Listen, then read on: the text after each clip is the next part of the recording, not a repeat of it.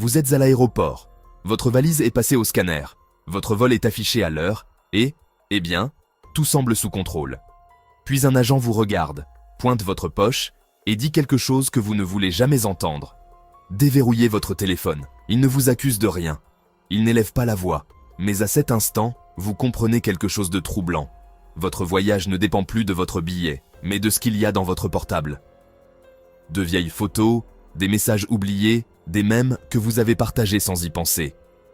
Tout ce que vous n'avez jamais considéré comme important peut maintenant décider si vous montez dans l'avion ou si vous passez des heures enfermé dans une pièce sans fenêtre. Ce n'est pas une exagération ni une théorie du complot, cela arrive tous les jours. Et aujourd'hui, vous allez comprendre pourquoi votre téléphone est devenu le plus grand risque en voyage et comment éviter qu'il ne gâche votre voyage avant même de décoller. Que faire si l'on vous demande de déverrouiller votre téléphone? Le moment venu, votre attitude fera toute la différence. Si un agent vous demande l'accès à votre appareil, la première chose à faire est de garder votre calme. La nervosité ne fera qu'augmenter la tension. Il est important d'identifier qui fait la demande et de comprendre le contexte. Demander avec respect si l'accès est obligatoire n'est pas une confrontation, c'est s'informer.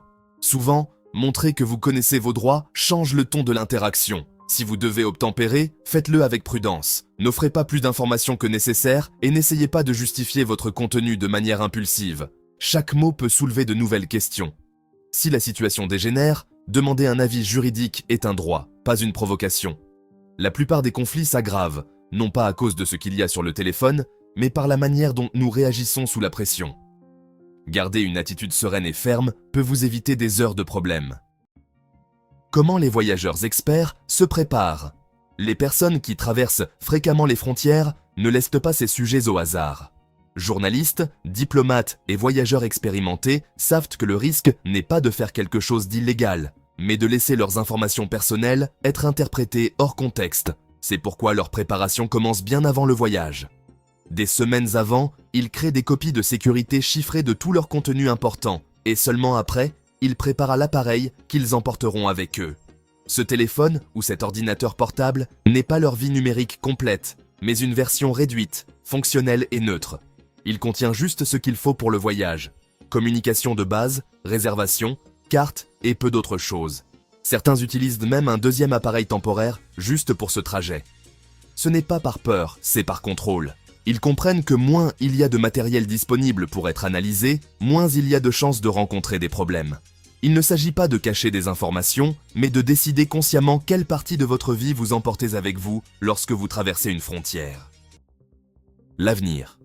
IA, surveillance, et pourquoi tout cela va s'intensifier. Ce qui se passe actuellement dans les aéroports et aux frontières n'est ni une exception, ni une phase temporaire. C'est le début d'une nouvelle forme de contrôle. Les autorités testent déjà des systèmes basés sur l'intelligence artificielle qui n'analysent pas seulement le contenu des appareils, mais aussi la façon dont ils sont utilisés. Fréquence de déverrouillage, applications les plus utilisées, horaires d'activité et même les schémas d'écriture. Tout cela peut devenir des données à interpréter. Dans certains aéroports, on expérimente des technologies capables d'extraire des informations sans que l'utilisateur ne s'en rende compte, en profitant des connexions sans fil actives. Dans un avenir proche, même un téléphone apparemment vierge ne garantira pas la confidentialité s'il est lié à des copies dans le cloud. Cette évolution peut être inquiétante, mais elle met aussi en lumière quelque chose d'important. L'improvisation n'est plus une option. Voyager informé et préparé n'est pas une exagération. C'est s'adapter à une réalité qui avance plus vite que beaucoup ne le pensent. Tous les agents ne sont pas égaux. La première erreur que commettent la plupart des voyageurs est de penser que tous les uniformes à l'aéroport ont le même pouvoir. Ce n'est pas le cas. Au contrôle de sécurité habituel, vous interagissez avec des agents dont le travail est de rechercher des objets physiques dangereux, armes, explosifs, liquides interdits. Leur autorité s'arrête là. Ils ne peuvent pas légalement vous obliger à déverrouiller votre téléphone, ni à montrer des messages ou des photos.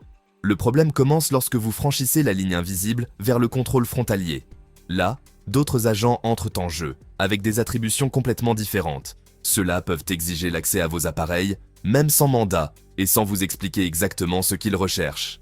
La plupart des gens ne font pas la distinction entre les uns et les autres, et cette confusion est dangereuse. Parce que lorsque vous ne savez pas qui vous parle, ni quel pouvoir il a, Il est beaucoup plus facile de céder par peur, par précipitation ou par simple méconnaissance. Et une fois que vous déverrouillez le téléphone, il n'y a plus de retour en arrière. Le bon plan, que faire et quand le faire? La clé pour éviter les problèmes n'est pas une action ponctuelle, mais un processus. La préparation idéale commence environ 1 mois avant le vol. Durant cette période, le nettoyage numérique doit être progressif et naturel, comme une partie de l'utilisation normale de l'appareil. Rien de brusque, rien de massif.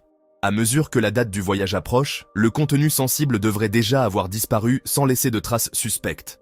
Environ 2 semaines avant, l'objectif change. On prépare l'appareil qui voyagera avec vous. Celui-ci ne doit contenir que l'essentiel pour le trajet et le séjour. Tout le reste est sauvegardé en toute sécurité. Les derniers jours, la priorité est de réduire les connexions inutiles et d'éviter les changements drastiques. L'idée est que, si quelqu'un regarde votre téléphone, il voit exactement ce que verrait n'importe qui utilisant son portable uniquement pour voyager. Un profil simple, cohérent et sans éléments qui pourraient soulever des doutes. Je n'ai rien à cacher. Cette phrase semble logique, sereine, voire responsable. Mais dans le contexte d'un contrôle frontalier, c'est l'une des idées les plus dangereuses que vous puissiez avoir. Car le problème n'est pas de cacher quelque chose d'illégal, mais de ne pas se souvenir de tout ce qui se trouve sur votre téléphone. La plupart des gens accumulent depuis des années des messages, des images, des captures d'écran, des notes, des blagues privées et des conversations sorties de leur contexte. Du contenu qu'ils ne revoient jamais et qui ne représente plus ce qu'ils pensent ni qui ils sont. Pourtant, lors d'une inspection, ce passé numérique se présente sans nuance. Un vieux commentaire, une photo sortie de son contexte ou une conversation ironique peuvent paraître actuels et pertinents.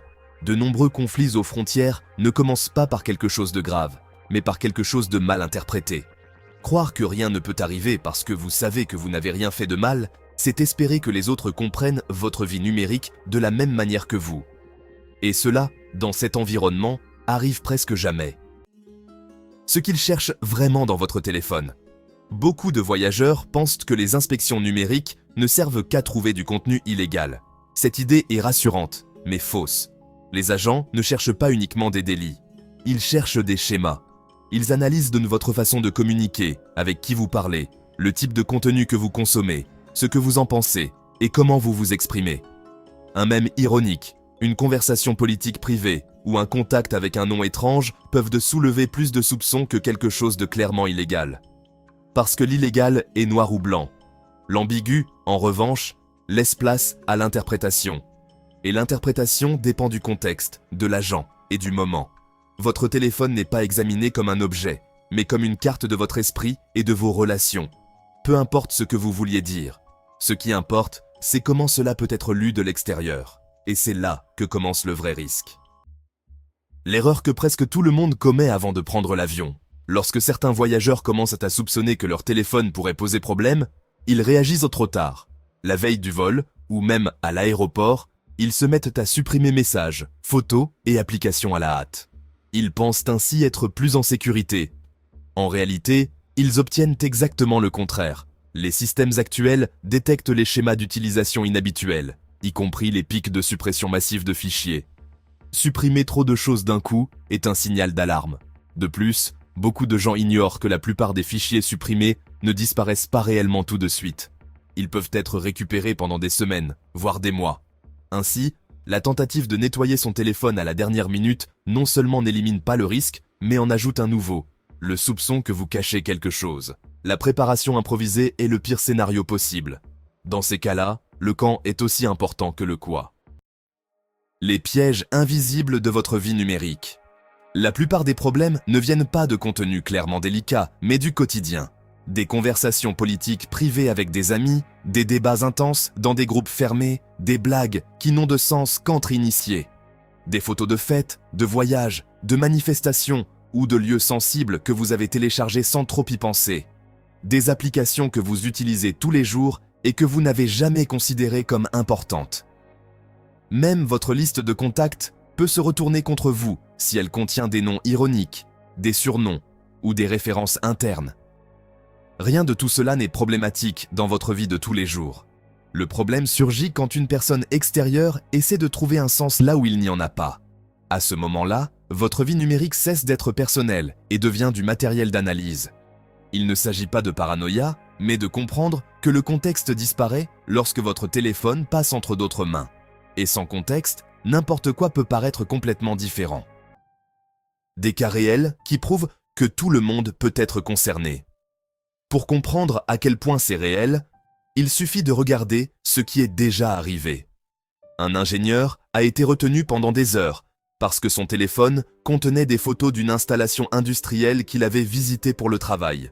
Tout était légal, documenté et professionnel, mais cela ne l'a pas empêché de rater son vol et de presque perdre son permis d'entrée. Dans un autre cas, une créatrice de contenu a passé une nuit entière à être interrogée pour des mèmes publiés des années auparavant, interprétés comme une prise de position politique hostile. Même quelque chose d'aussi absurde que le nom d'un groupe de discussion entre amis a entraîné de longues rétentions en raison d'associations erronées. Ce ne sont pas des cas extrêmes ou rares, ce sont des exemples de la façon dont une vie numérique, normale, quotidienne et apparemment innocente, peut devenir un problème sérieux lorsqu'elle est examinée de près par des personnes qui ne cherchent pas d'explication, mais des signes de risque. Votre téléphone a cessé d'être un simple objet utile il y a bien longtemps. Aujourd'hui, il est un registre complet de qui vous êtes, de ce que vous pensez et de vos relations. En voyageant, vous emportez bien plus que des vêtements et des documents. Vous emportez votre identité numérique. La différence entre un voyage serein et une expérience angoissante ne réside pas dans la chance ou le hasard, mais dans la préparation. Comprendre comment fonctionnent les contrôles, quels sont les risques et comment les réduire vous redonne le contrôle. Il ne s'agit pas de vivre dans la peur, mais de voyager en toute conscience. Lorsque vous savez comment protéger vos informations, vous retrouvez quelque chose d'essentiel. La tranquillité de vous déplacer librement. Et dans un monde de plus en plus connecté et surveillé, cette tranquillité vaut plus que jamais.